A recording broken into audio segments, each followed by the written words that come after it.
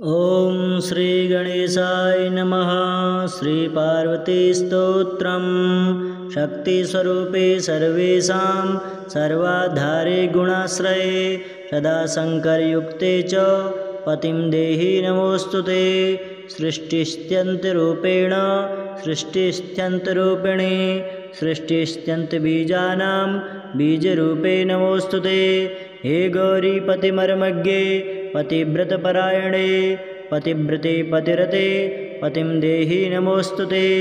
सर्वमङ्गलमाङ्गल्ये सर्वमङ्गलसंयुते सर्वमङ्गलबीजे च नमस्ते सर्वमङ्गले। सर्वप्रिये सर्वबीजे सर्व अशुभविनाशिने सर्वेशे सर्वजनके नमस्ते शङ्करप्रिये। परमात्मस्वरूपे च नित्यरूपे सनातने साकारे च निराकारे सर्वरूपे नमोऽस्तुते। क्षुत्तृष्णेच्छया दया श्रद्धा निद्रा तन्द्रा स्मृतिः क्षमा एतास्तव कलाः सर्वाः नारायणे नमोऽस्तुते। लज्जा मेधा तुष्टिपुष्टि शान्ति सम्पत्तिवृद्धयः एतास्त्वः कलाः सर्वाः सर्वरूपे नमोऽस्तुते। दृष्ट्वा दृष्टुस्वरूपे च तयोर्बीजफलप्रदे सर्वानिर्वचनीये च महामाये नमोऽस्तुते। शिवे शङ्करसौभाग्ययुक्ते सौभाग्यदायिनि हरिकान्तं च सौभाग्यं देहि देवी नमोऽस्तुते। स्तोत्राणेन या स्तुत्वा समाप्तिदिवसे शिवां नमन्ति परया भक्त्या तालवन्ति हरिं पतिम्। एकान्तसुखं भुक्त्वा पतिं प्राप्य परात्परं दिव्यं स्यन्दनमारुह्य यान्त्यन्ते कृष्ण। शक्तिस्वरूपे सर्वेषां सर्वाधारे गुणाश्रये सदा शङ्करयुक्ते च पतिं देहि नमोऽस्तुते। सृष्टिस्त्यन्तरूपेण सृष्टिस्त्यन्तरूपिणे सृष्टिस्त्यन्तबीजानां बीजरूपे नमोऽस्तुते। हे गौरी पतिमर्मज्ञे पतिव्रतपरायणे पतिव्रते पतिरते पतिं देहि नमोऽस्तुते। सर्वमङ्गलमाङ्गल्ये सर्वमङ्गलसंयुते सर्वमङ्गलबीजे च नमस्ते सर्वमङ्गले।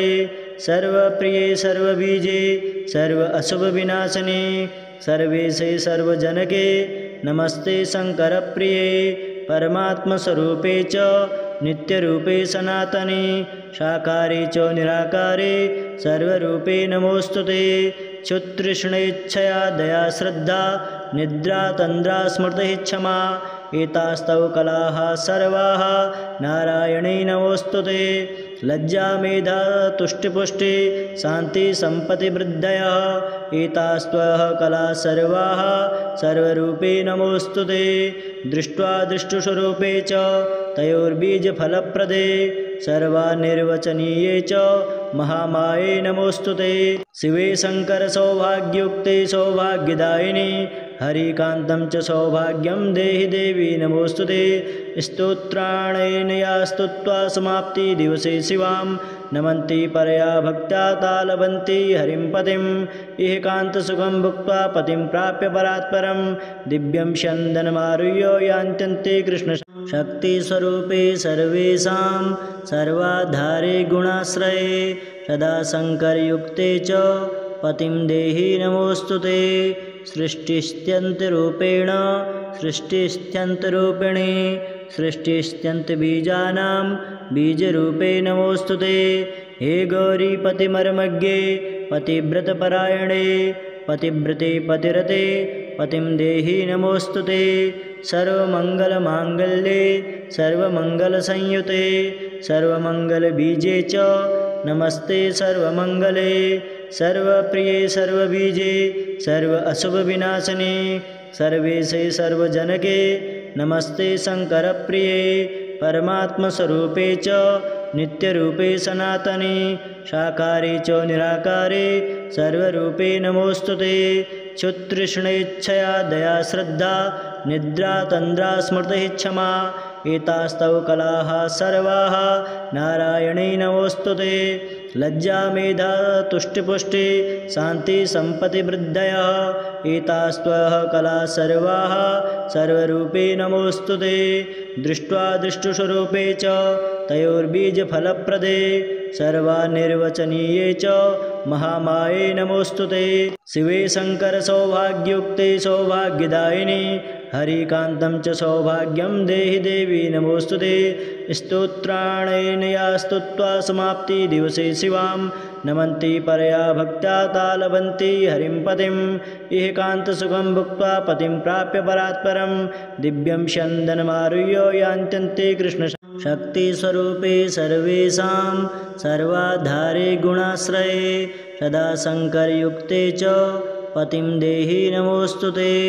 सृष्टिस्त्यन्तरूपेण सृष्टिस्त्यन्तरूपिणे सृष्टिस्त्यन्तबीजानां बीजरूपे नमोऽस्तुते।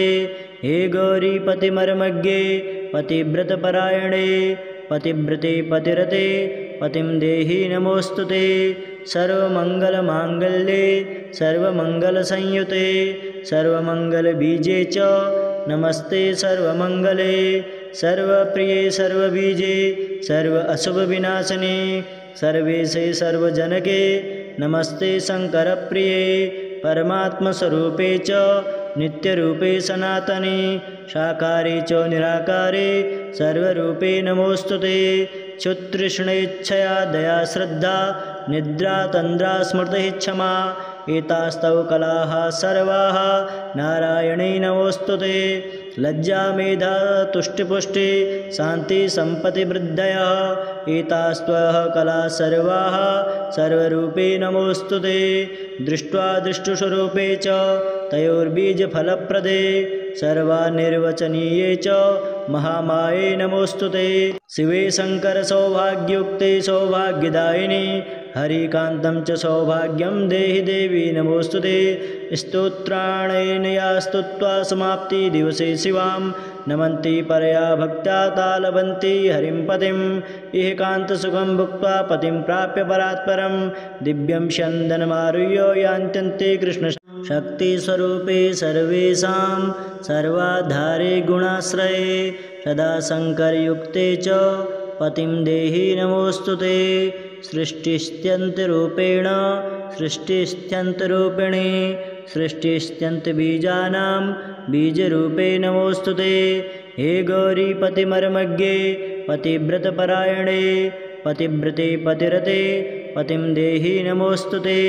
सर्वमङ्गलमाङ्गल्ये सर्वमङ्गलसंयुते सर्वमङ्गलबीजे च नमस्ते सर्वमङ्गले। सर्वप्रिये सर्वबीजे सर्व अशुभविनाशिने सर्वेशे सर्वजनके नमस्ते शङ्करप्रिये। परमात्मस्वरूपे च नित्यरूपे सनातने साकारे च निराकारे सर्वरूपे नमोऽस्तुते। क्षुत्तृष्णेच्छया दया श्रद्धा निद्रा तन्द्रा स्मृतिः क्षमा एतास्तव कलाः सर्वाः नारायणे नमोऽस्तुते।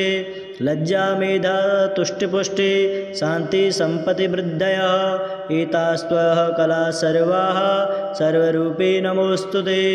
दृष्ट्वा दृष्टुस्वरूपे च तयोर्बीजफलप्रदे सर्वानिर्वचनीये च महामाये नमोऽस्तुते। शिवे शङ्करसौभाग्ययुक्ते सौभाग्यदायिनि हरिकान्तं च सौभाग्यं देहि देवी नमोऽस्तुते।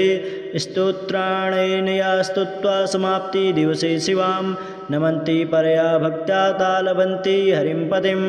इह कान्तसुखं भुक्त्वा पतिं प्राप्य परात्परं दिव्यं स्यन्दनमारुह्य यान्त्यन्ते कृष्णशक्तिस्वरूपे सर्वेषां सर्वाधारे गुणाश्रये सदा शङ्करयुक्ते च पतिं देहि नमोऽस्तुते। सृष्टिस्त्यन्तरूपेण सृष्टिस्त्यन्तरूपिणे सृष्टिस्त्यन्तबीजानां बीजरूपे नमोऽस्तुते। हे गौरी पतिमर्मज्ञे पतिव्रतपरायणे पतिव्रते पतिरते पतिं देहि नमोऽस्तुते। सर्वमङ्गलमाङ्गल्ये सर्वमङ्गलसंयुते सर्वमङ्गलबीजे च नमस्ते सर्वमङ्गले। सर्वप्रिये सर्वबीजे सर्व अशुभविनाशिने सर्वेशे सर्वजनके नमस्ते शङ्करप्रिये।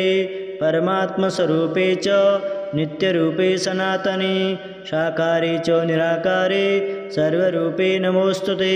क्षुत्तृष्णेच्छया दया श्रद्धा निद्रा तन्द्रा स्मृतिः क्षमा एतास्तव कलाः सर्वाः नारायणे नमोऽस्तुते। लज्जा मेधा तुष्टिपुष्टि शान्ति सम्पत्तिवृद्धयः एतास्त्वः कलाः सर्वाः सर्वरूपे नमोऽस्तुते। दृष्ट्वा दृष्टुस्वरूपे च तयोर्बीजफलप्रदे सर्वानिर्वचनीये च महामाये नमोऽस्तुते। शिवे शङ्करसौभाग्ययुक्ते सौभाग्यदायिनि हरिकान्तं च सौभाग्यं देहि देवी नमोऽस्तुते। स्तोत्राणेन या स्तुत्वा समाप्तिदिवसे शिवां नमन्ति परया भक्त्या तालवन्ति हरिं पतिम् एकान्तसुखं भुक्त्वा पतिं प्राप्य परात्परं दिव्यं स्यन्दनमारुह्य यान्त्यन्ते कृष्णशक्तिस्वरूपे सर्वेषां सर्वाधारे गुणाश्रये सदा शङ्करयुक्ते च पतिं देहि नमोऽस्तुते। सृष्टिस्त्यन्तरूपेण सृष्टिस्त्यन्तरूपिणे सृष्टिस्त्यन्तबीजानां बीजरूपे नमोऽस्तुते।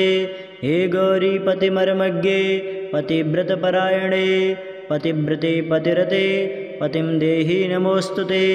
सर्वमङ्गलमाङ्गल्ये सर्वमङ्गलसंयुते सर्वमङ्गलबीजे च नमस्ते सर्वमङ्गले। सर्वप्रिये सर्वबीजे सर्व अशुभविनाशिने सर्वेशे सर्वजनके नमस्ते शङ्करप्रिये। परमात्मस्वरूपे च नित्यरूपे सनातने साकारे च निराकारे सर्वरूपे नमोऽस्तुते। क्षुत्तृष्णेच्छया दया श्रद्धा निद्रा तन्द्रा स्मृतिः क्षमा एतास्तव कलाः सर्वाः नारायणे नमोऽस्तुते। लज्जा मेधा तुष्टिपुष्टि शान्ति सम्पत्तिवृद्धयः एतास्त्वः कलाः सर्वाः सर्वरूपे नमोऽस्तुते। दृष्ट्वा दृष्टुस्वरूपे च तयोर्बीजफलप्रदे सर्वानिर्वचनीये च महामाये नमोऽस्तुते। शिवे शङ्करसौभाग्ययुक्ते सौभाग्यदायिनि हरिकान्तं च सौभाग्यं देहि देवी नमोऽस्तुते।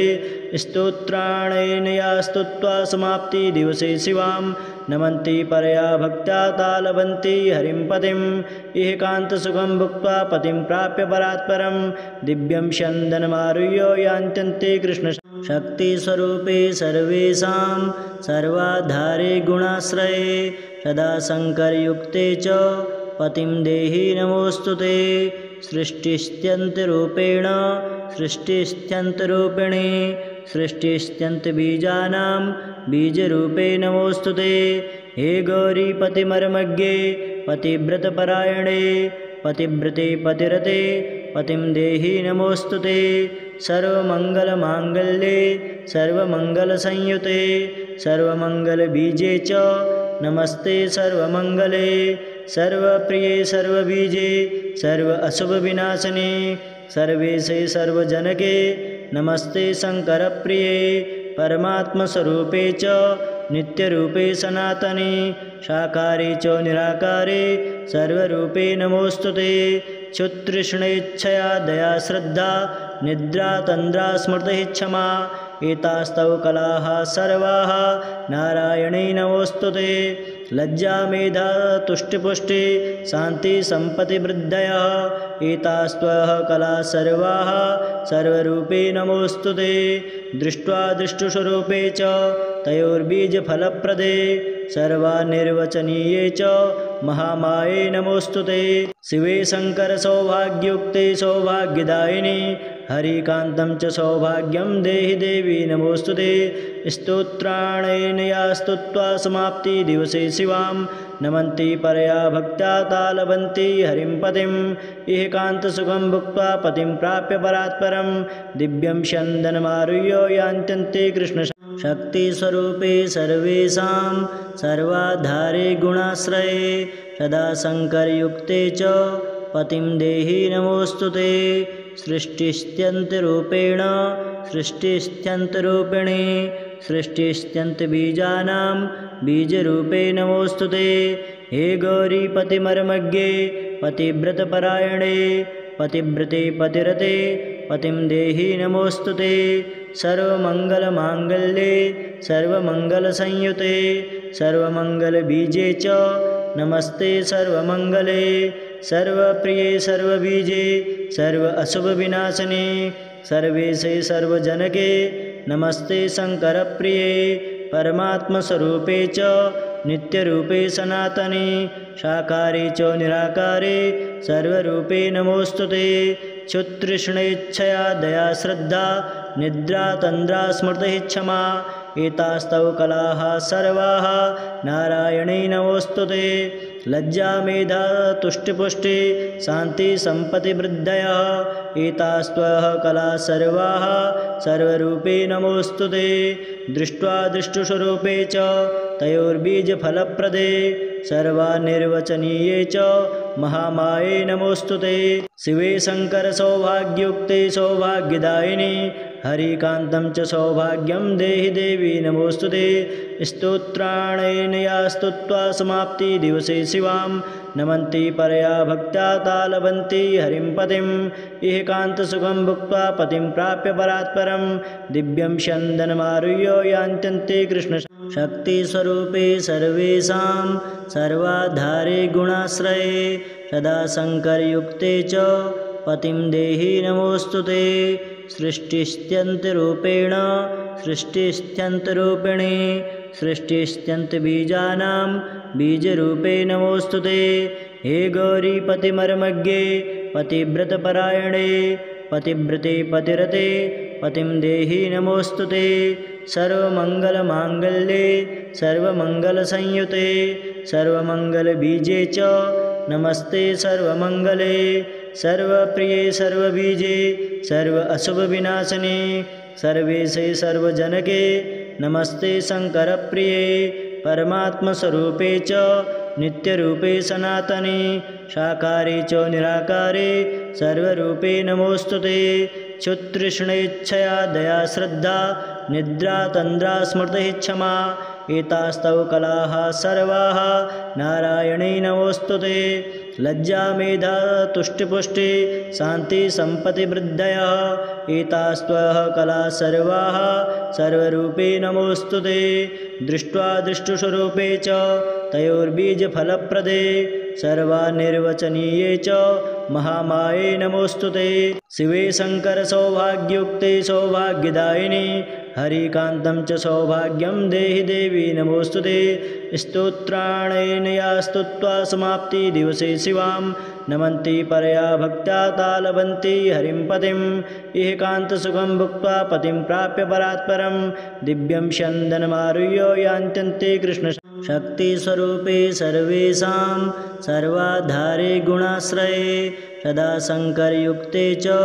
पतिं देहि नमोऽस्तु ते सृष्टिस्त्यन्तरूपेण सृष्टिस्त्यन्तरूपिणे सृष्टिस्त्यन्तबीजानां बीजरूपे नमोऽस्तु ते हे गौरी पतिमर्मज्ञे पतिव्रतपरायणे पतिव्रते पतिरते पतिं देहि नमोऽस्तु ते सर्वमङ्गलमाङ्गल्ये सर्वमङ्गलसंयुते सर्वमङ्गलबीजे च नमस्ते सर्वमङ्गले सर्वप्रिये सर्वबीजे सर्व अशुभविनाशिने सर्वेशे सर्वजनके नमस्ते शङ्करप्रिये परमात्मस्वरूपे च नित्यरूपे सनातने साकारे च निराकारे सर्वरूपे नमोऽस्तु ते क्षुत्तृष्णेच्छया दया श्रद्धा निद्रा तन्द्रा स्मृतिः क्षमा एतास्तव कलाः सर्वाः नारायणे नमोऽस्तु ते लज्जा मेधा तुष्टिपुष्टि